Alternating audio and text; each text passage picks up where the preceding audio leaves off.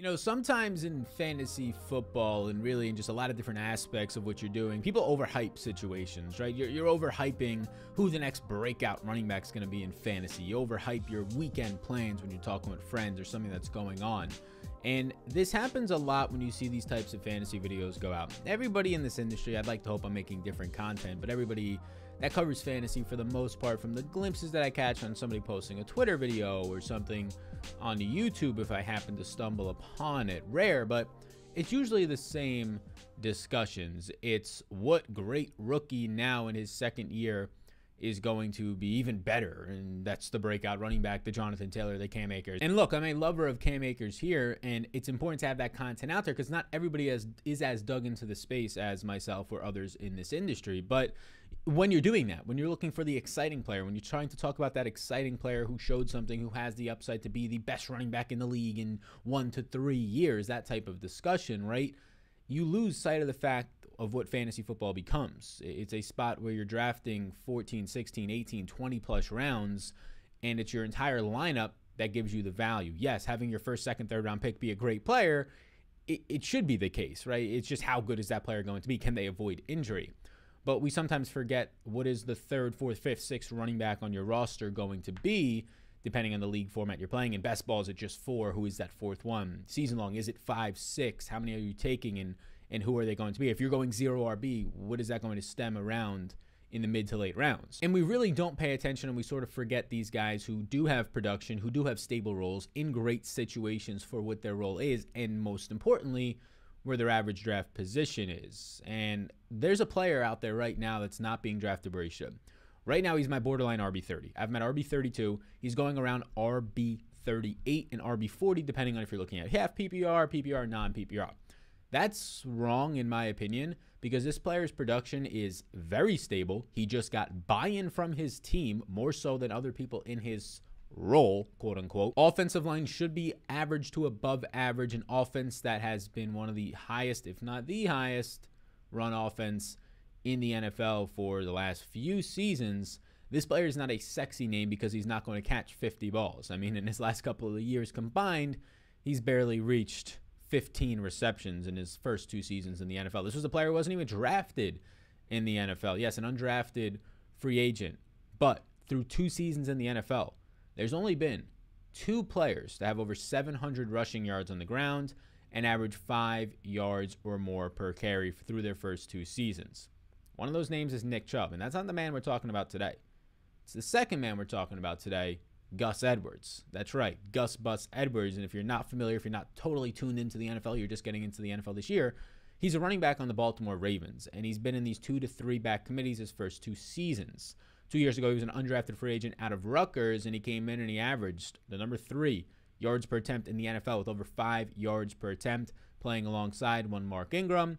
And another rookie who was drafted, Justice Hill. Drafted early, he beat out that rookie who had a lot of hype around him for a backup 1A, 1B role and played about 35% of the snaps his rookie season in 2019. Now you have Randy Orton in the WWE as the legend killer. Well, this is the rookie killer because what do they do in 2020? They draft a rookie even higher. They bury Justice Hill. The undrafted free agent Gus Edwards, oh, he's not going to be involved anymore, even though he had a solid rookie campaign in 2019, over 700 yards in that season. And now what does he do in 2020? Well, he just goes right back to the well. Actually, he ends up having more receptions by 1, right? 9 receptions to 8. And he has 6 touchdowns. He has over 700 yards. He sees a 37% opportunity share, which was neck and neck with J.K. Dobbins, who saw a 38.9% opportunity share. That is targets and overall carries. Dobbins ended up getting him because of those targets.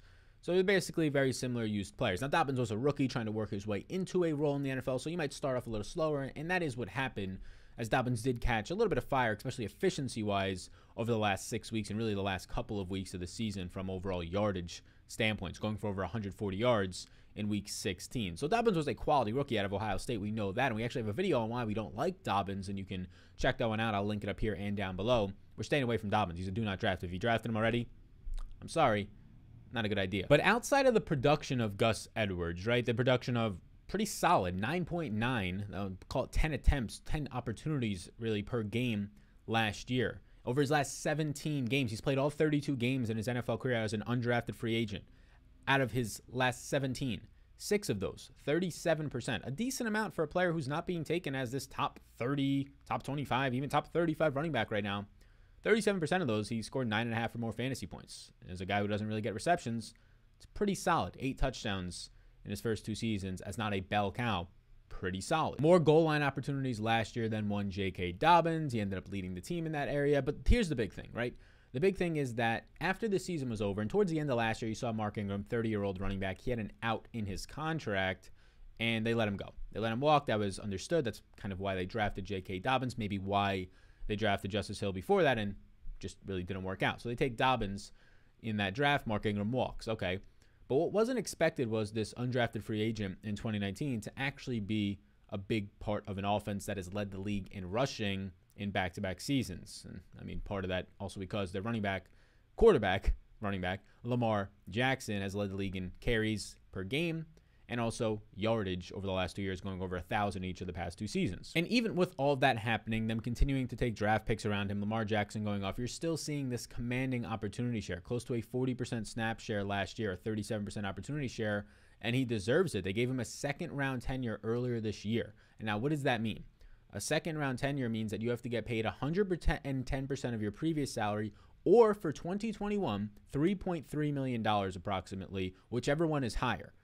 Undrafted free agent, not a high salary. He was going to get the $3.3 million. Unless they work out an extension for him before a certain time of the year starts, June 1st, the league season, before all the salaries basically are credited to the books and the accounting parts of these organizations. And right before that date ended up happening, Gus Edwards ends up, and really like right after it, this kind of a little grace period, Gus Edwards signs a 2-year, $5 million extension. So buy-in of $5 million per year, guaranteed money a little bit different, but basically, instead of signing him for 1 year for 3.3, they cut that in half on the books, 2 years for 5, so your per year is a little bit less. It's $2.5 million instead of 3.3. You can work out the rest if you need to next year. Either way, they are right now committing to him $10 million a year. That's big buy-in because that's not backup running back money. If you look at the backup running backs in the league right now that are signing decent deals, they're signing for like $3 to $3.5 million, what Gus Edwards would have been on. They're now committing to him, which you can say part of it is accounting reasons, but they're committing to him because of his production. Him and Nick Chubb, the only ones to have that 700 yards and that types of 5-yard per carry efficiency. We'll touch on his other efficiency in a second. But he's going to be involved in this offense to an extent of probably 40% of the snaps. Mark Ingram was there last year taking up about 30% of the snaps. Justice Hill played about 10% of the snaps. And still, Gus Edwards was the 1A, 1B with J.K. Dobbins seeing 35% of the snaps last season. So I'm expecting at least 40% of the snaps now that he has this buy-in from him. And if that's the case, at least 40% of the snaps in an offense that saw over 500 and by a good margin over 500 rush attempts last year. Lamar Jackson led the team with 159 carries. Gus Edwards was second with 144, and then so on and so forth from J.K. Dobbins to Mark Ingram to Justice Hill. So there's going to be a lot on the table here if he sees a 40% opportunity share, especially if he continues to get the usage that he has in the red zone and by the goal line. He led all Baltimore running backs with 27 red zone touches and 8 goal line touches within the 5-yard line, which is clearly significant in terms of his size compared to one Dobbins. Now, Dobbins is not a small back, 210 pounds. Gus Edwards a little bit bigger right now. When he weighed in last time that we got results, 230 pounds. So he's going to have this role around the red zone and around the goal line, let alone probably looking at himself having 150 plus carries this season as a bare minimum now that there's no Mark Ingram involved. So although I expect J.K. Dobbins to command the backfield here, probably around 50 to 55%, maybe 60% of the snaps if he could really get it going, I'm not fully confident in that. And even if that is the case, it still doesn't justify J.K. Dobbins, which you can watch our other video, of being a borderline top 15 and RB1 at his ADP. We're drafting Gus Edwards because he's currently going right now as the 40th running back off the board, which is only 32 teams in the NFL. So people are trying to say that out of all the RB2s in the league on a specific team, he's at best the 8th best out of all these backfield by committees, even though he's in an offense that is by far the most run-friendly offense, an offense that sure has more playmakers now to pass more, but he just got buy-in, and Mark Ingram's 80-plus touches from last year are out the door. A running back that continues to be efficient, I'm expecting another solid campaign out of him. 10 opportunities per year last year, 9 opportunities per year the year before that. You can be looking at 10 to 12 opportunities per game now for Gus Edwards, and if you're getting that at the RB40 range, which if you've drafted properly and if you're going with a strategy of getting at least 1 or 2 running backs early and not 0 RB in your home leagues, which 0 RB in tournaments is fine, but if you're doing it in a 12-person league, it's pointless. You're taking on too much risk there. We talk about that another day. but he should be at that point your 4th, your 5th running back. That's pretty solid for a guy who close to 40% of the times in the past, not even counting now with a bigger role in more buy-in, in the past, 40% of the time was getting you 9.5 fantasy points or more. Solid for a flex player or fill-in for your bye weeks, no doubt about it, which is what your RB 4 to 5 should be. So Gus Edwards for me is a must-draft running back at this current ADP. And he's probably going to be all summer long because he's already an RB 32 for me. There's a chance that only increases if we get any news or anything from the preseason showing that he's going to command maybe a 50-50 backfield with J.K. Dobbins, as in the Lamar Jackson era. There has not been this one running back with Lamar. It's been Lamar and a assortment of 2 to 3 backs behind him. The offensive line looks to be similar, if not slightly worse than last year. They ended up going out there and losing Orlando Brown, trading him away to KC. They drafted a player in the draft. They'll get Ronnie Stanley back, who got hurt last season. PFF ranks it right now as the number 12 overall offensive line. Last year, it graded out as the number 14 run blocking unit. So similar line, maybe slightly worse, depending on how long it takes Ben Cleveland, an offensive guard that they took in the draft, to get acclimated to the offensive line. So Gus Edwards for me, a must-draft running back right now. You can call him a sleeper. We'll see what we title this one. You can call him a must-draft sleeper, a must-draft late-round running back. You can just call him a must-draft running back at this point right now. Wherever you're getting him, he is arguably one of the 2 to 3 best values on the board at the running back position right now. And rarely are there values because the running back position is so minute and so focused on in fantasy football more than any other position at getting that right, that usually the top 20 to top 25 in some order is correct. Once you go to running backs 26 to 50, a lot of backup running backs or guys who I wouldn't consider Gus Edwards a backup, 1A, 1B type running backs in their respective offensives, that second player that doesn't get as much appreciation usually goes as a value. It's going to be a trend that we see all summer long. Don't miss the boat on Gus Edwards. His ADP is only going to rise. Be sure to get him on your team. Just imagine if anything was to happen to J.K. Dobbins this year.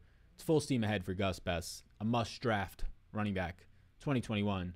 Don't miss out. Thank you for tuning into this video about Mr. Gus Edwards. I appreciate it. If you want to check out any other videos that we're doing on the channel, a bunch of them for 2021 fantasy football, the playlist will pop up right around me right now. You can also subscribe. That's popping up. Our 2021 draft guide is available down below for free for a limited time offer only, thanks to our partners over at PrizePicks. Figure out how to get it as an add-on. Linked down below. Helps you draft with tiers, rankings, top 200 as you're drafting. You look down the guide and find the best available values, not only Gus Edwards, but others as well. Check it all out. And thank you for tuning in. Lots more in that guide. Check it out. Peace out, gang, and I will see you all in the next video.